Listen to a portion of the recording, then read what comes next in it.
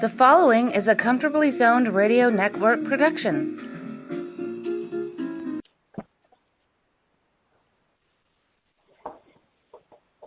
Hello, everyone. Welcome to Comfortably Zoned Radio Network. I'm Rob Deininger, and I'm here with Jack Degraw, and we are talking Yankees baseball. How you doing, Jack? Good. How are you today, Robert? Not too bad. We got Yankees playing great baseball in May. They've won their last 6 series, and if they take a game this weekend from the White Sox, that'll be 7 series in a row that they've won. Yeah, they're like 20-8 over their last 28 games, and there's been a lot of excitement lately. Some great pitching, a no-hitter, a triple play, so it's been a lot of exciting baseball. Yeah, and unfortunately, I haven't been able to watch a lot of the games, but Corey Kluber throwing a no-hitter. I mean, that's great to see, especially the way he's been pitching. He looks like his former Cy Young self. Yeah, he was just terrific the other night. I mean, you can see why he's won two Cy Youngs. I mean, the slider, he couldn't have went up to home plate and placed the ball any better.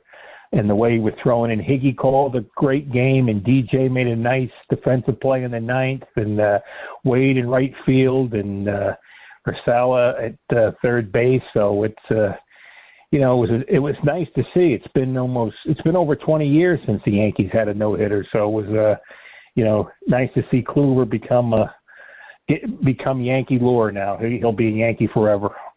Yeah, and it reminds me back when Cohen and Wells had the perfect game, and Doc Gooden threw his no-hitter. Each year that happened, the Yankees won the World Series. So hopefully, maybe Kluber throwing a no-hitter brings a little magic to the Yankees, and this is the year they win the World Series. It happened in the past 3 years in a row with the Yankees.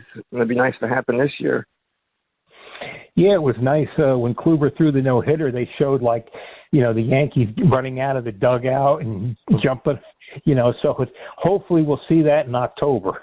Yeah, and the only reason he didn't have a perfect game was I think he had, a pass ball? There was a strikeout and a pass ball, and the guy got the first or something like that? Yeah, I'm not really sure of all the details, but it was something like that. It was a walk, and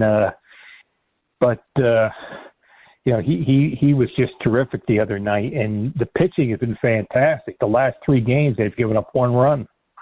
Yeah, I mean, Domingo Germán, he followed up with 7 scoreless innings, and Monty yesterday, he threw 7 scoreless innings. They've been getting great pitching out of their starters, especially Germán, Kluber, and Cole, and Montgomery yesterday.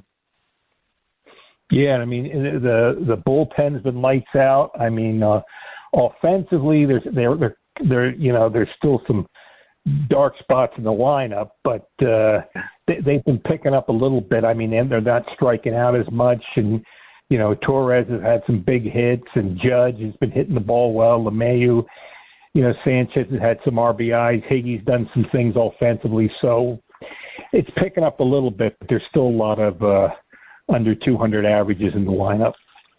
Yeah, I mean, and LeMahieu, he's only batting .260, and he's yet to get going. I mean, the way he hits, he'll get going. And, Gleyber Torres, he's been looking a little bit better at the plate. I mean, so I think some of these guys will get better as the year goes on, including Luke Voight, who just got back recently. I mean, so the lineup, it's been a little inconsistent, but the pitching's helped them win some games. But I think their hitting will come along as the year goes on. At least I hope. Yeah, I mean, they've cut down on the strikeouts, and they seem to have been playing a little small ball. They've been getting hits with 2 outs, and so that's encouraging to see. You want the offense to pick up, but as long as the pitching's been great, they've been playing some outstanding baseball. Yeah, and looking at the stats, Gary Sanchez batting under 200 again to start a year. If he doesn't pick it up this year, I don't see him coming back to New York unless it's on a discount, because I can't see them giving him a nice contract when Judge is going to be due a contract. No, you really can't. You don't want to invest so much money in. Sanchez was. It looked like he was going to be something special. He had some 2 or 3 really excellent years. He was an all-star catcher, and now it's like, he's really fell off a lot. I mean, between him and Higgy, they got 10 homers and 19 RBI. So, that you can deal with that, but you expect a lot more from Sanchez. Yeah, and going forward, you might have to make some plans of what you're going to do going forward. And another guy I was expecting to have at least a good year was Clinch Frazier, but he's struggling to consistently get good at bats. And they've been playing. They got Andujar left today, who's looked good at the plate. So I don't know what's going to happen in left field going forward if Frazier doesn't start coming around. Yeah, I mean, I think we both, wanted Frazier to get 500 at bats this year. Yeah. And he just can't get going. I mean, he's got 34 strikeouts and 106 at bats, and it's bad enough when your average is low, but when you're not even getting good at bats, I mean, that's really a cause for concern. Yeah, and do you know how long Aaron Hicks might be out for? I completely forgot what his injury was and how long he's going to be out for. Well, from what I understand, it's a wrist, and he's doing some things. They don't want to do surgery because if they have surgery, he's done. Okay. He's done for the year. So I think they might wait, a couple weeks or so. He's on the 10 days, but I mean, they might wait 2 to 4 weeks and figure, because if he has the surgery, Robert, he might try to play through it.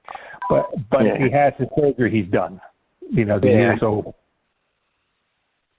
Wow. I mean, the guy since he's joined the Yankees, I don't think he's had a full season. I think he averages 100 games a year for him, and you kind of would like to see more from a guy you gave a nice contract to.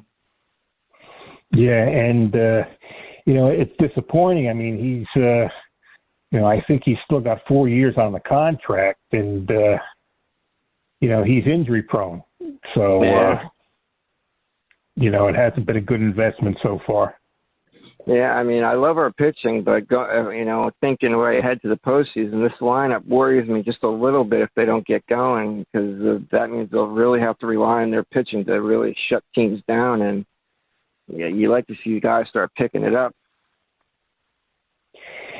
Yeah, I'm glad Torres is picking up. Urshela's been solid, but I mean, in the outfield there is a concern. There's a concern with the way Frazier's playing. And, Stanton's hurt again. And, I don't know if you want to play Andujar and have Wade in the outfield consistently. Yeah, you got two infielders playing the outfield. Yeah. You can get away with it for a while, but I think when you get in big games, you want guys who, really know how to play the outfield. I mean, it's not moving side to side or coming in on the ball. It's getting when you don't have experience in the outfield. It's playing the wall and balls get at you over your head. That's what it's really going to show. Yeah, and as good as Brett Gardner is at fielding, he has a below-average arm at this point in his career. So even though he covers a lot of ground out in center when he's out there, he doesn't have the strongest arm. So, I mean, base runners could take advantage of that. Yeah, I mean, it is a concern. I mean, I don't think we wanted them to sign Gardner to start the season. But now they signed him, and it looks like he's gonna get his 450, 500 at bats, and unless they pull a trade, I don't really know what they're going to do. Yeah, and the one pitcher who they got from Pittsburgh, Jameson Talon, he's having trouble getting going this year. I mean, he's gotten rocked his last couple times out. Well, not rocked, but he hasn't pitched that well.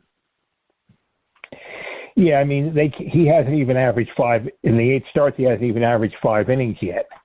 Yeah, and when he does pitch, he throws a lot of pitches, and I think at some point, we'll see Debbie Garcia up and, maybe Michael King getting more starts. So, because Tillion can turn it around.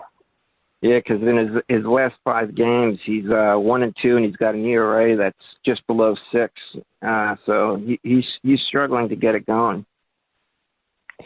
Yeah, and he doesn't go deep in games like the other starters. Yeah.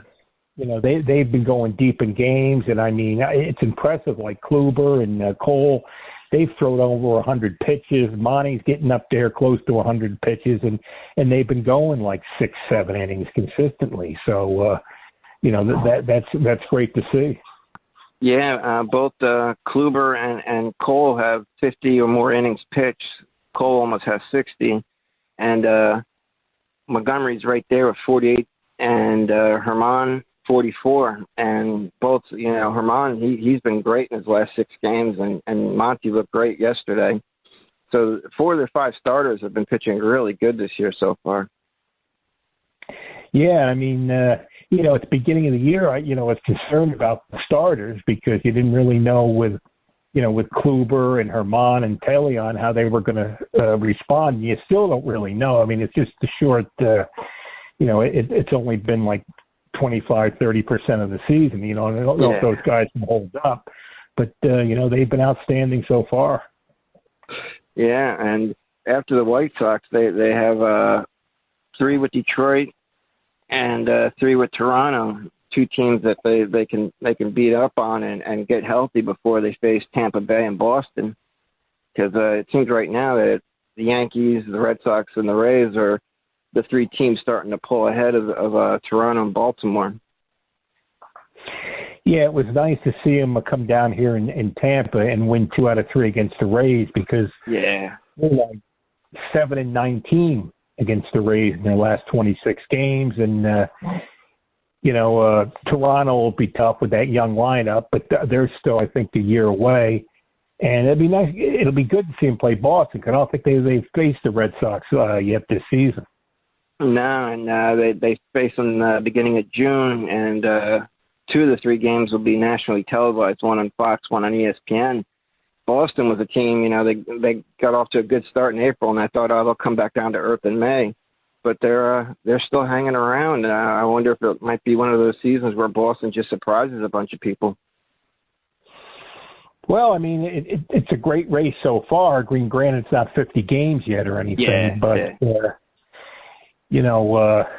it's good to see them bunched together. I mean, the Yankees and Red Sox always make for great baseball. Yeah. I mean, between Boston, the Yankees, and the Rays, they're all separated by a game and a half, really. I mean, they're bunched up there at the top. Be interesting to see at the All-Star break what things look like. Yeah, I mean, the good thing is they're all playing good baseball. Yeah. So it's not like they're all around 500 and they're just, scraping to survive. But now they're starting to get 6, 8, 10 games over 500. So, even if they have a little losing streak, they'll still be, right in contention. And I think I'm going to be eating crow this year because I said Gio Urshela will never replicate what he did his first year at the Yankees, but he's been great this year again. I mean, he's batting over 280. He's driving in runs. He plays great defense. I mean, he's been a nice piece to have for the Yankees. Yeah, I mean, he's gotten a lot of clutch hits, and he turned that triple play last night, which was incredible. I mean, in a lot of ways, a triple play is even more, unique than a no hitter because you don't see too many triple plays. And talking about eating crow, I'm going to eat crow on Clinch Frazier. So we'll see. Yeah, I mean, I really thought Frazier, I loved everything about him, especially his swing. I mean, the one thing I will say is he's played, his defense has been really good. I mean, he's made 3 highlight catches this year diving. His defense has been good, but he just hasn't been able to get it going at the plate. No, and I mean, at some point, he'll have to come around. The Yankees will have to make a decision on him. Yeah, because if Andujar starts going on a tear, then you're going to have to find playing time for him with Stanton out. He could be your left fielder for a few games and a DH, but if Andujar starts hitting, that might eat into Frazier's at-bats, at least for the foreseeable future. Yeah. Yeah, and I mean, at some point I think the Yankees will deal for an outfielder. Yeah. And I mean, that's up in the air. I mean, could Frazier be a part of that? Could Andujar be a part of that? So, that's still a couple months off, but it's always fun to speculate. Yeah, well, with Hicks' injury history and being hurt, and Judge always iffy sometimes, and getting no production out of left field, it's something they might have to really look at. And they do have the pieces to make a move or two at the deadline if they want to. Yeah, I mean, wasn't it before the season they said Stanton is just going to be a DH? I mean, I don't know if there's any possibility of him even playing a couple games in the outfield, but he might be forced to. Yeah, I mean, he can. I mean, he's played left field for the Yankees before, and the way things are going, I wouldn't be surprised if you see him out there, at some point. Yeah, and I mean, he was a good outfielder. I mean, he could catch the ball and throw the ball. I mean, so he was adequate. I mean, I thought he did a good job with the Marlins when he wasn't injured. Yeah, and plus if he's going to hurt a leg, a calf or a quad or a hamstring, I'd rather him be doing it playing in the outfield instead of just playing DH. I still can't believe he hurt his quad as not even playing in the outfield or the field. Yeah, that drives you nuts when they're just running the bases and they get hurt. Yeah, because I mean he was swinging a hot bat at the time. Yeah, I believe he might be back early next week. The last report I heard was Monday or Tuesday, Wednesday of this coming week. Yeah, because when you have both him and Judge in the lineup and they're both hitting at the same time, I mean they could really carry a whole team if they offensively. I mean when they're both hitting.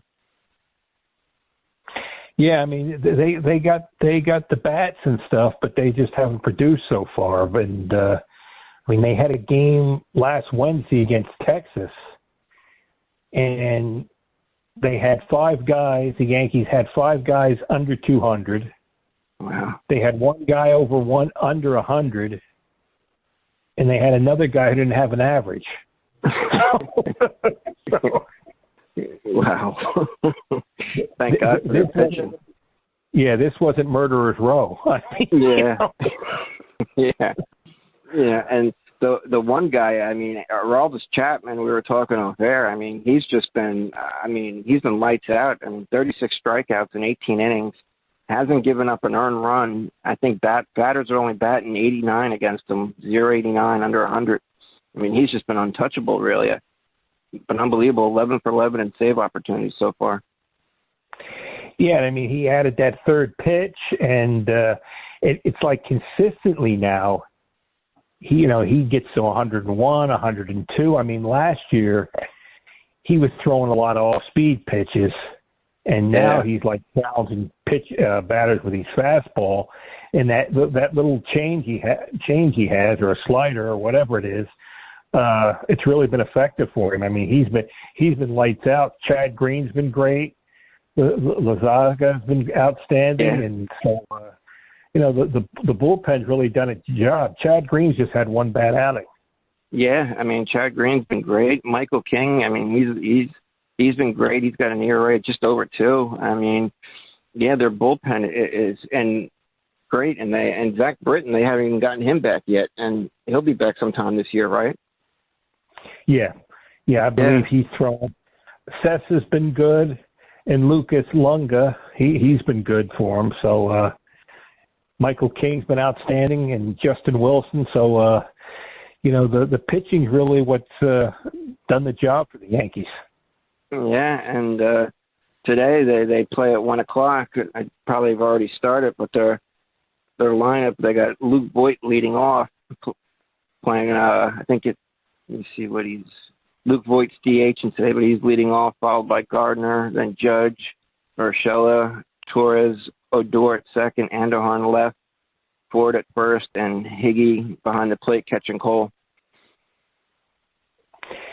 Yeah, Higgy's really doing the job defensively too. I mean, him and him and Kluber the other night. I mean, they were fantastic. I mean, the pitchers like throwing the Higgy. And I think he'll get majority of the starts the way it's been going. Yeah, and Mike Ford, I'm surprised that he's batting as low as he has. I thought he'd be more productive. I mean, he's been no better than Jay Bruce was in the beginning of the season.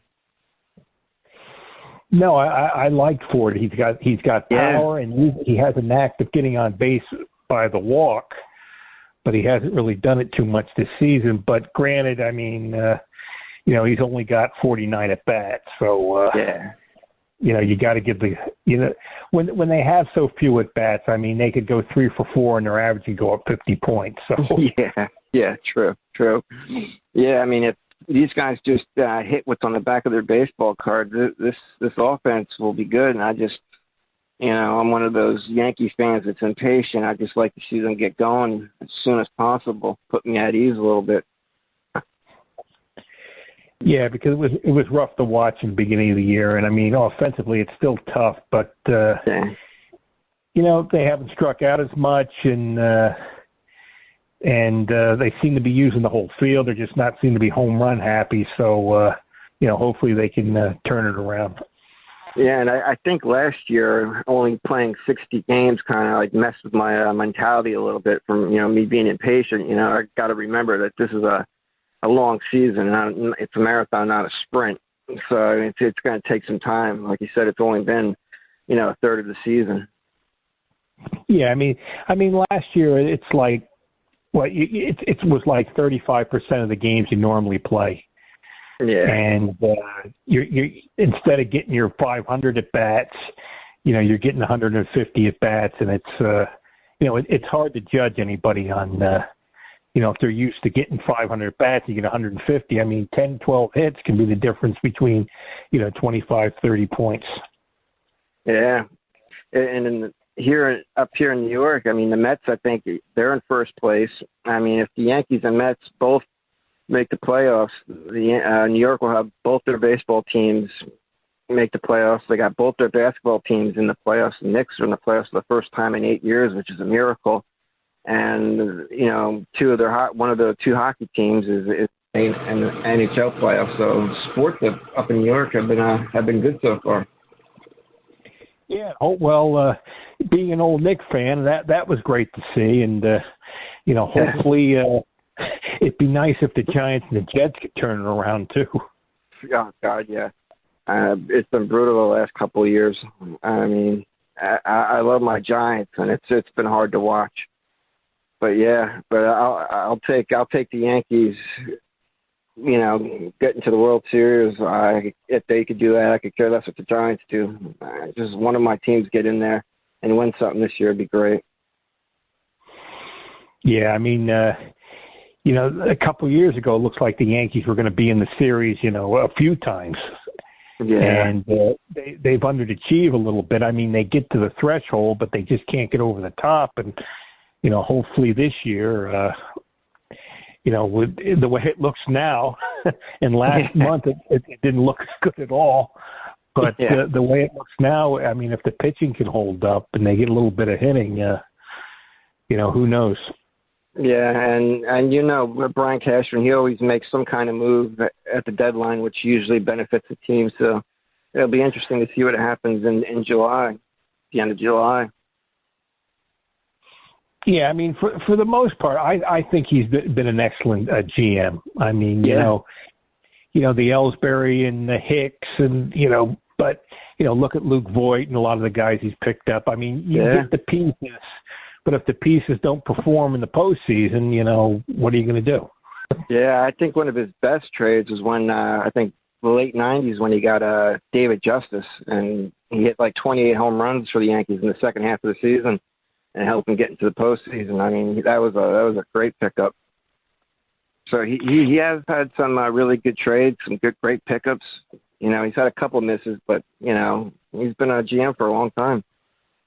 Yeah, I mean, you never know. I mean, when you sign guys, you get guys, you look for the reasoning behind it. And usually there's a solid reason to get them, but if they don't perform, then you take the criticism for him, but I think overall he's done an excellent job. I mean, yeah. You don't have a winning season every year since '93 or '92 because you're lucky. It's because you've been outstanding. Yeah, and I mean, he followed Gene Michael, and watching and studying under Gene Michael probably helped a little bit. I think I'd like to think at least. Yeah, the stick was outstanding. I mean, he's really missed, and he learned from the best. Yeah. And I think the best thing that happened to the Yankees was when Steinbrenner got suspended from baseball, and it allowed Gene Michael to build that team up through the farm system, because George liked to sign the free agents and make the big trades, and Gene Michael built that championship team for them in the '90s. Yeah, I mean, George always wanted big names, and that's one of the things that I believe in all the New York sports. Hockey, basketball, football, baseball. They always want to get the big name players. Yeah. And unfortunately, they get a lot of these guys who were great like 3 or 4 years ago. And then when they come to New York, they're still good. But, a guy who hit 40 home runs, maybe he can only hit 25 now. Or you get a goal scorer, 50 goals, and now he can score 30. So, I mean, it happens a lot in New York, that you want the marquee big names, and a lot of times it just, blows up in your face. Yeah.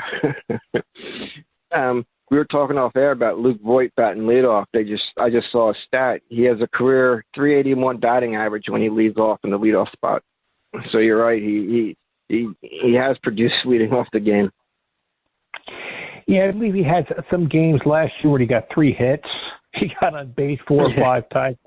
He had a stretch, I believe, for I don't know how many games, 30-some games he got on base. Yeah, he's been another great pickup by Cashman. A guy that never got an opportunity with St. Louis, and he's done nothing but thrive as a Yankee.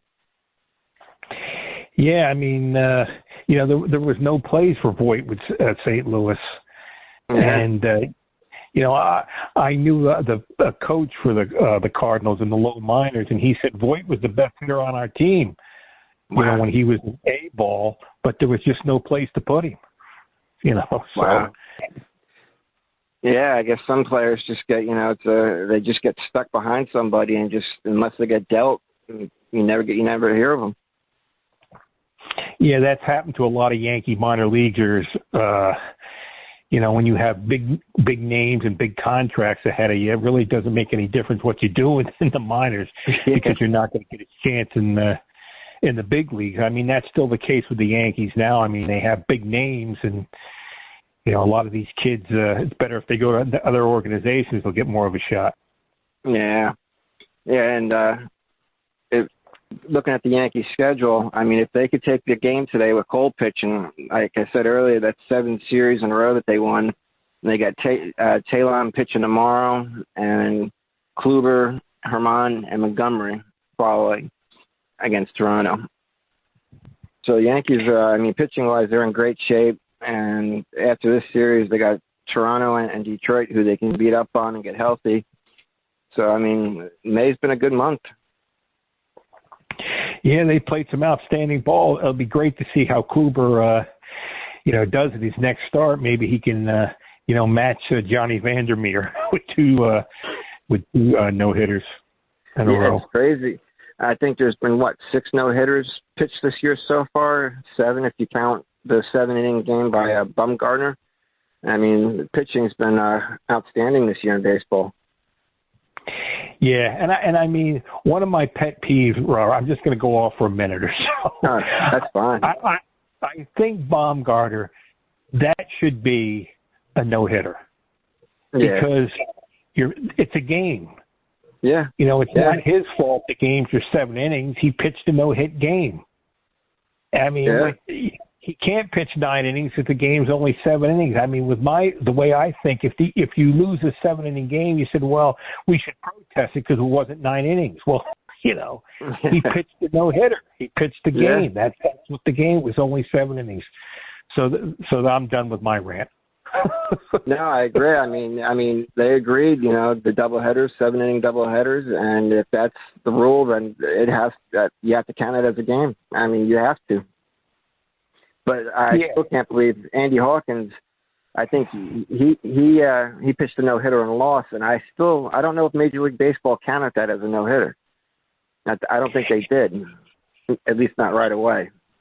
Yeah, they changed the rules. I remember. I think it was Pascual Perez had a 5-inning no-hitter, or Melito Perez, and they said it wasn't. You know, the game got called after 5 innings. He didn't give any hits up. And then there was other things. You know, a guy had a no-hitter go in the 11th inning, and he gave up a hit, and then it wasn't a no-hitter. So I don't know. They change all these crazy rules. I mean, I don't know what's going on. I still think Nolan Ryan's record of I think he threw 7 no-hitters in his career. Yep. Yeah, I don't think we'll ever see another pitcher throw 7 no-hitters in their career. I mean, what he did was incredible. Yeah. Yeah, he was he had an arm that you know, that was one in a million. I mean, he could throw 200 pitches, and the last pitch could be harder than the first one. So you know, he was just blessed with an incredible arm. Great talent. Yeah. He pitched in 4 decades, the 60s, 70s, 80s, and 90s. Yeah, he come up with the Mets. He was with the Mets in '69, and you know, he was just an outstanding talent. Yeah, and I still can vividly remember Robin Ventura charging him, you know, when he threw in on him. And Nolan Ryan putting him in a headlock. And I think Nolan Ryan was like 44 years old at the time or something like that. He taught the young kid a lesson. Yeah, you know, I'll tell a quick story. When he was with the Mets, the late 60s, 68, 69, he used to develop blisters on his, you know, pitch the fingers. And there was a delicatessen in Flushing, and they sent him, the owner sent him pickle juice, and he used to put his fingers in the pickle juice, and it would help with the blisters. No kidding. So, you know, this was, I don't know, maybe the guy who gave him the pickle juice should be in the Hall of Fame, but I remember that story from you know, when I was a kid in the late 60s. My father, he used to go, I forget what they called it. He'd go out like trash collecting kind of, and this lady's husband had passed away, and she had thrown a lot of his stuff out to the curb. And he went through it, and in it was a ball from the 1969 Mets that was signed by every member of the Mets, including Nolan Ryan and Tom Seaver. And he knocked on her door and told her, you know, you're throwing away a valuable collector's item. And she told him, you can have it. And he's got a ball from the 1969 Mets who won the World Series, the Miracle Mets, with all the signatures, including Nolan Ryan and Tom Seaver. Wow, that's incredible. Yeah, I mean, yeah. And no, I remember the 69 series. I remember when they beat the Orioles. I mean, I haven't liked the Mets ever since 1969, but you know, that was an incredible season. Casey Stengel wasn't the manager at the time, right? He was gone by then. No, that was Gil Hodges. And Gil passed away soon after. He had a heart attack down here in Florida, I believe, on a golf course. But, you know, the Orioles had a great team. And, you know, the Mets beat them in 5 games. I mean, you know, they had the J.C. Martin play, and Swoboda made a great catch, and Al Weiss hit a homer, and, you know, Kuzman was incredible. Agee made some clutch catches in center field, and it was a miracle year from New York. Yeah. The Mets won. The Knicks won. the Jets won, and they haven't done a damn thing since. So. Yeah. They had Broadway Joe. They had Joe Namath back then, and the Knicks. They were powerhouse in the 70s. Yeah. Wow. Yeah, just one. I mean, the Knicks, Robert, they haven't won the NBA title since 1973. Jesus. I think Phil Jackson was a member of that team, right? Yeah. Yep. Okay. Phil Jackson, Bradley, and Earl Monroe, and DeBusschere, and Frazier, and Willis Reed, and Jerry Lucas. It was a great time. Yeah, it was just a great time to be a fan in New York. It was a lot of fun going to games, and just a great experience. Yeah, and in the mid to late 70s, you had the Bronx Zoo with Billy Martin and company. Yeah, Billy always made it exciting. Yeah. And it was frustrating, Robert, because they had such good teams.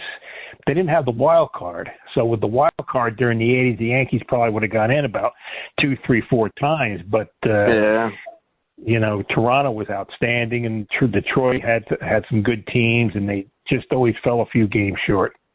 Yeah, I mean, the Yankees scored more runs than any team during the 80s. And, they only had, I think, one World Series appearance to show for it. Yeah, then they lost the Dodgers, and George apologized to the city of New York. That was 81. Yeah. And going forward with the Yankees today, Kluber in the last 5 games, Kluber, Cole, and Germán are 10-1, and in their last 15 games with an ERA under 2. So those 3 guys have been leading the way for the Yankees pitching staff. Yeah, they've just been incredible. I mean, they've really turned it around after a rough start. Yeah, I mean, the last 2 we didn't speak last week, but they've been playing winning baseball. They're 7-3 in their last 10 games. They're 7-3 the 2 weeks prior, and hopefully when we talk next week, they stay 7-3 or 8-2. It will be even better. They seem to be playing a lot better. Yeah, hopefully this will continue because it's it's a lot of fun to watch. Yeah, and I'm looking at the run differentials. The Yankees have scored 16 more runs than their opponents. Boston scored 50 more runs than their opponents, and Tampa scored 40. So you like to see the Yankees offense get going, but they're getting great pitching, which is helping them. So hopefully when we talk next, the guys have woken up a little bit. Yep. Well, I just hope this great streak keeps going. Yeah.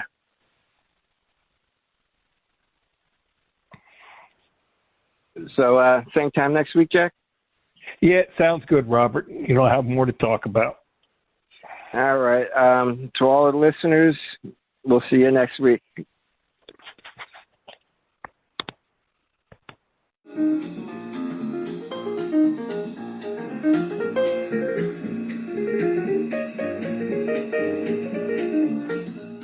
The following is a Comfortably Zoned Radio Network production.